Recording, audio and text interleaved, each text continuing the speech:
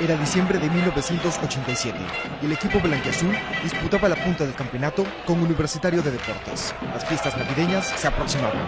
Se decidió que para poder terminar el campeonato antes de Navidad, los íntimos debían jugar contra el Deportivo Pucallpa el martes 8 de diciembre. 2 días antes, Alianza había derrotado al equipo del San Agustín. Ese partido cambió el destino de 2 jugadores, César Espino y Gino Peña. Espino fue expulsado faltando minutos para que acabe y Marcos, para no quedarse sin un defensa, convocó a Gino Peña, que había estado de licencia porque recién se había casado, ¿no? Se acababa de casar. Se acaba de casarlo, me tocó ir a buscarlo, me hablé con su señora y Gino Peña se presentó a las 8:30 acá en el club, ¿no? La concentración previa al partido en Pucallpa empezó en el Matute el lunes 7 de diciembre a las 8:30 de la mañana. Al día siguiente era feriado, Día de la Inmaculada, pero los jugadores y el cuerpo técnico del club llegaron muy temprano a la base naval. A diferencia de otros viajes, este lo harían en un avión alquilado por 60.000 intis a la Marina de Guerra del Perú, un Fokker F-27.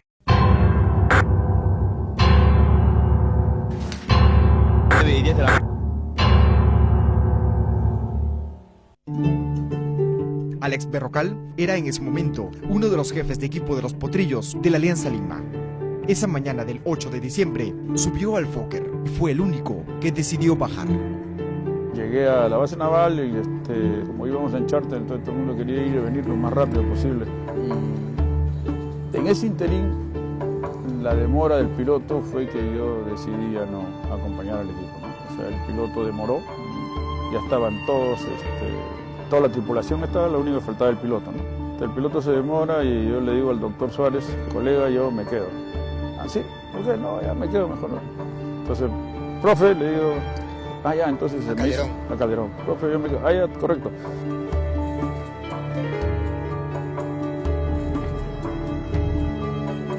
El vuelo Lima-Pucallpa se realizó sin contratiempos.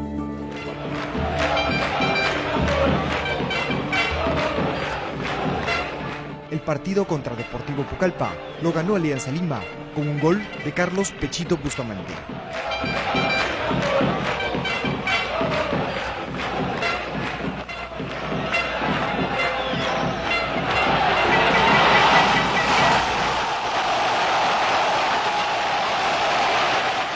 Con este resultado, Alianza pasó a la punta del campeonato.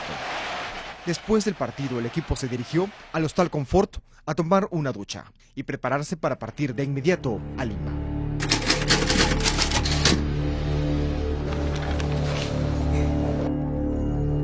Callao, 9 de febrero de 1988. Junta de Investigación de Accidentes de Aviación Naval. Informe final del accidente del Fokker F-27. Al término del partido de fútbol en el estadio de Pucallpa a las 17 horas, los integrantes del club Alianza Lima procedieron a un hotel de la localidad para su aseo personal, presentándose al aeropuerto de Pucallpa a las 18 horas, para luego abordar el avión y retornar a Lima. En el recuento de pasajeros a bordo de la aeronave, la aeromoza informó al comandante que faltaba un pasajero. El comandante le hace de su conocimiento al jefe de la comitiva del club Alianza Lima que esta situación estaba demorando el despegue del avión. A las 18 horas y 15 minutos abordó el avión el pasajero faltante, el mismo que portaba consigo el maletín conteniendo el dinero de la taquilla correspondiente al partido realizado.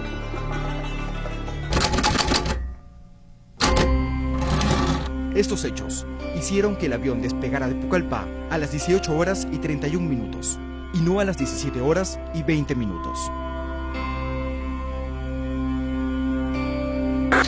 Este detalle fue un factor muy importante para el piloto. Despegar a las 5:20 de la tarde y llegar a Lima a las 7 de la noche en primavera eran condiciones que tanto él como su copiloto podían manejar. Ninguno tenía experiencia en aterrizajes nocturnos. El piloto, en los últimos 30 días, antes de que sufriera el accidente, él no había volado ni una hora de noche. El informe continúa. 19 horas 54 minutos. encontrándose el avión naval a 33 millas náuticas en descenso, en acercamiento al aeropuerto de Lima, es transferido a control de aproximación radar.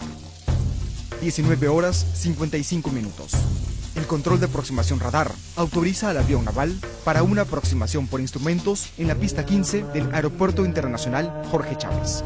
A esa hora, en el asiento central de la cabina, venía sentado el señor Germán Lozano, pasajero. 20 horas 2 minutos. La tripulación del avión naval accionó la palanca para bajar el tren de aterrizaje.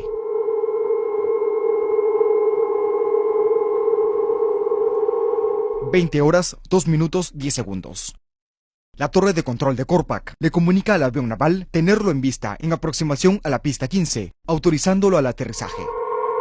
En ese instante empezaron los problemas dentro de la cabina del Fokker.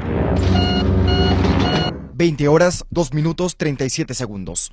El copiloto comunica a la torre de control que tiene una indicación de tren de nariz inseguro y que sus intenciones son efectuar un pasaje sobre la pista de aterrizaje para que desde tierra le observen la posición del tren de aterrizaje. El piloto indica al señor Germán Lozano que se retire del asiento central de la cabina. El Fokker, que transportaba a los potrillos de la Alianza Lima y a sus técnicos, como todos los aviones, tenía 3 trenes de aterrizaje, 2 en la parte posterior y 1 en la nariz del avión. El informe de investigación del accidente señala que a las 8:02 minutos de la noche, momentos antes de aterrizar en Lima, uno de los indicadores del panel advirtió que el tren de aterrizaje, ubicado en la nariz del avión, estaba inseguro, es decir, que era posible que no hubiera bajado.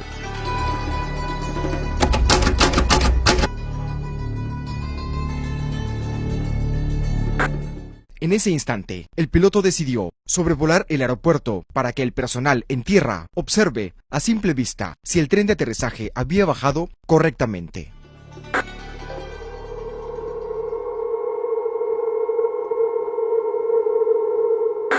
La torre de control Corpac alertó al control de superficie para que enviara la motobomba de rescate a una zona aledaña a la pista de aterrizaje, para que el personal de rescate observara la posición del tren de aterrizaje luego del pasaje del avión. 20 horas 3 minutos. El piloto le ordena al copiloto que lea la lista para esta situación anormal. El copiloto cogió el manual y empezó a leer, pero los manuales de esa época estaban escritos solo en inglés, y el conocimiento que tenía el copiloto de este idioma era muy limitado.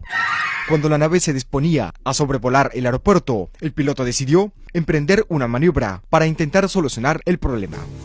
El informe de investigación así lo señala.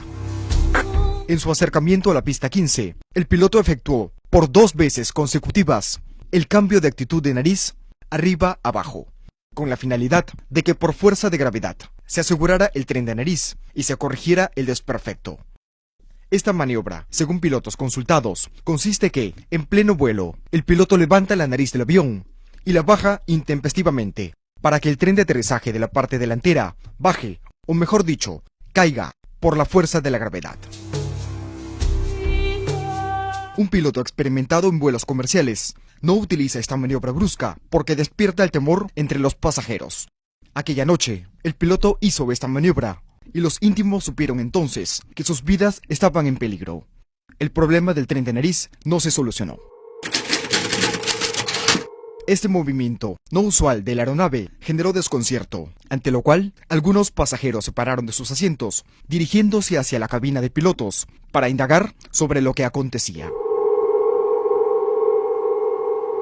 A las 8:06 de la noche, el avión sobrevoló el aeropuerto Jorge Chávez. La indicación de que el tren de aterrizaje no había bajado del todo aún permanecía en el panel de control. 20 horas 6 minutos 35 segundos. El personal de la motobomba de rescate informa haber observado los 3 trenes de aterrizaje abajo. La torre de control comunica esto al avión naval. 20 horas 6 minutos 37 segundos. El copiloto del avión naval interroga a la torre de control. ¿Los 3? 20 horas 6 minutos 39 segundos. La torre de control de Corpac reconfirma. Los 3. 20 horas 7 minutos. el jefe de servicio de la Fuerza Aérea de Aviación activa el plan de emergencia aérea. En ese instante, el piloto aumenta la potencia para ascender a 1500 pies. Gira por la derecha y se prepara para efectuar el segundo pasaje de verificación del tren de aterrizaje. En la cabina, el tablero indicaba todavía que el tren de nariz estaba inseguro, que no había bajado del todo, a pesar que desde el aeropuerto el personal había visto ya los 3 trenes de aterrizaje abajo. La torre de control le había advertido al piloto que los 3 trenes estaban abajo, pero el piloto tomó la decisión de volver a ejecutar la maniobra de bajar la nariz del avión bruscamente de arriba hacia abajo, contribuyendo así a aumentar el ambiente de desconcierto y tensión. El pánico se desató. Varios pasajeros se pararon de sus asientos y se dirigieron hacia la zona aledaña a la puerta delantera de ingreso a la aeronave. Al escuchar los gritos, el piloto se puso nervioso y se paró de su asiento sin tomar en cuenta el riesgo que corría su aterrizaje. Volteó hacia el copiloto y le dijo: «Toma los controles y mantente a 1000 pies de altura». El copiloto no tenía experiencia. El avión iba más rápido de lo normal y en descenso.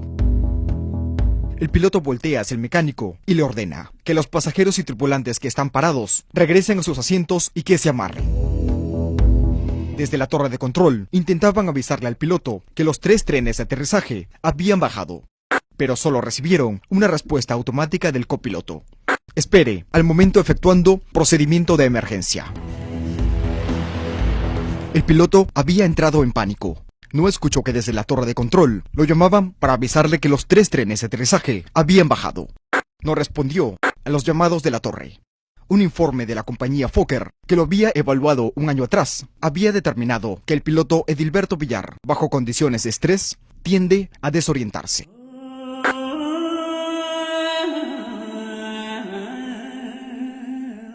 El copiloto seguía conduciendo el avión. Eran las 8:08 de la noche. El piloto, sentado a su lado, tomó el manual de procedimientos y empezó a leerlo, queriendo descifrar qué podía hacer en esa situación. La inexperiencia de ambos fue decisiva en ese instante. Mientras el piloto leía el manual, los pasajeros seguían parados, reclamando y alterados. Mientras todo esto ocurría, el copiloto empezaba a sobrevolar el mar de Ventanilla, a una velocidad de 155 nudos, en trayectoria descendente. 20 horas, 10 minutos, 25 segundos. La torre de control interroga: ¿está virando al final ahora? El copiloto responde: ¿algo para el halcón? La torre de control vuelve a preguntar. Preguntaba si estaba virando a final. Continúe su acercamiento. Llame final para pasaje. El copiloto responde: recibido, señor. Voy a efectuar pasaje. Mientras el copiloto hablaba con la torre de control, el piloto seguía descifrando el manual del Fokker. Edilberto Villar dominaba en un 40% el inglés técnico en el que estaba redactado. Quería saber cómo bajar el tren de aterrizaje completamente.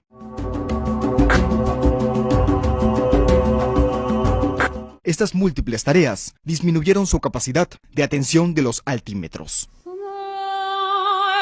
Todo transcurrió en instantes. El piloto seguía leyendo.